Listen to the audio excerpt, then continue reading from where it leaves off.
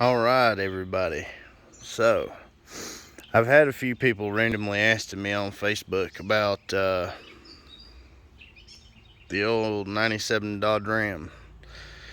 So, this truck here was passed on to me by my grandfather. I've been driving this thing for a long time, longer than 10 years. Just know it runs good. Um, there's not a whole lot of rust on it, but you know, it has its issues. I've replaced the windshield wiper motor about 3 times now. Hopefully this time it lasts a little longer. But what this video today is going to be about is, excuse the trash. We oh oh oh, and my old man groans. Um, this is our daily, and I've tried very well to take care of this truck, but to be honest with you, everything that's been going on, it's been needing a bath and a clean out, and the windshield got cracked over the winter. But all of this stuff's in the works. I honestly don't have enough funds right now to really put into the truck.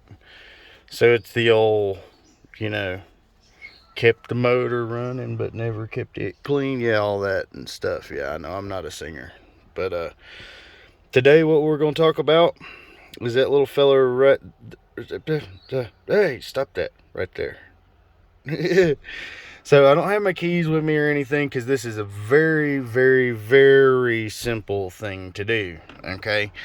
So when you put this truck into four-wheel drive, if you have a second gen Dodge, you'll know exactly what I'm talking about. When you pull this back, you have a little light that comes on right there. Excuse my fingernails. Yeah, we just won't worry about that. But you got a light right here that turns on, and it says four-wheel drive. I can't really get it to show you too well. I don't want to start the truck right now because it's like 9 in the morning, and I don't want to piss my neighbors off any more than what I already do. So I'm trying to be nice. But this is how this works, okay? So you have a vacuum actuator on the axle, and there is like a little four-way vacuum underneath the truck up in there. It's on top of the transmission, but what that does is it operates this little guy right here. I hope y'all can see this. Here, let me get you in here.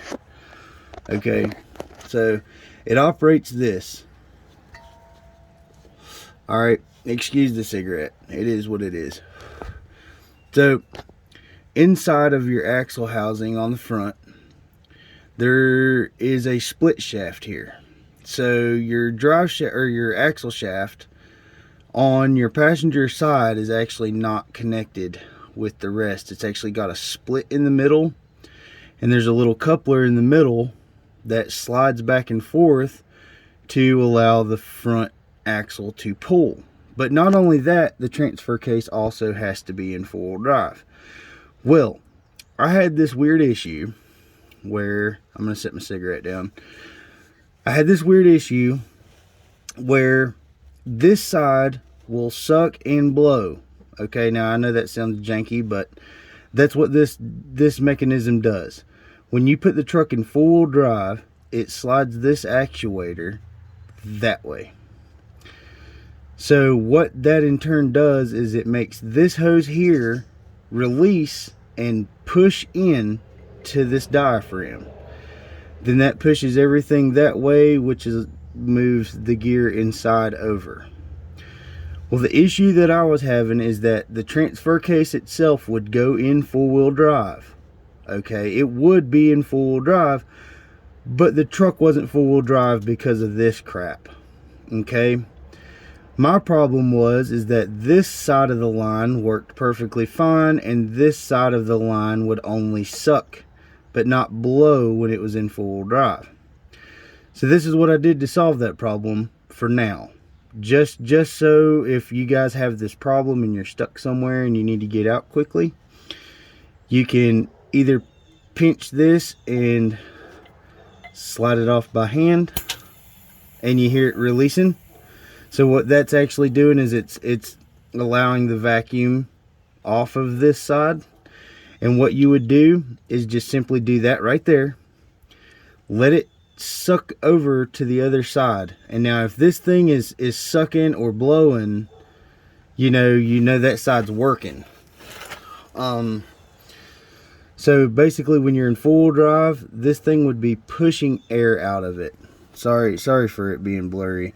But the red side would be blowing out in full drive. In two-wheel drive, it would be sucking on the red side.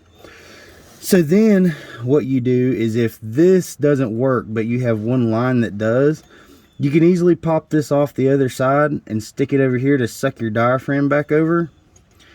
Just stick everything back on. See, this thing's so easy you can do it by hand. Or you can also pull these out of the back. I don't recommend that because these are kind of hard plastic lines and they easily break. Just remember that. These back here easily break.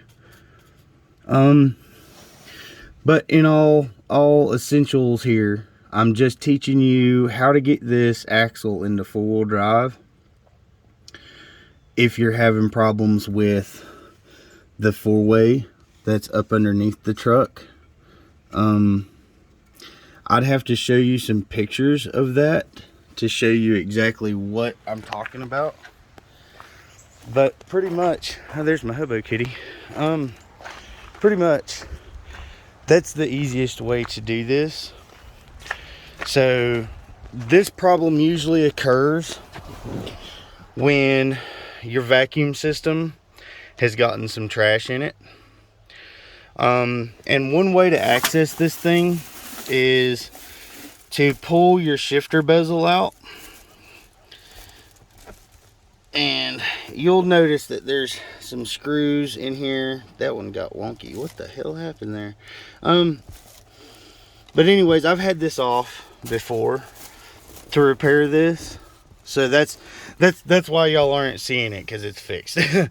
But basically, you'll know that you have this problem when you start the truck and you go to put her in four-wheel drive, and you feel the transfer case engage. Like, you could put it over in 4 low and the truck will be slow. It'll be in 4 low, but your light won't come on here.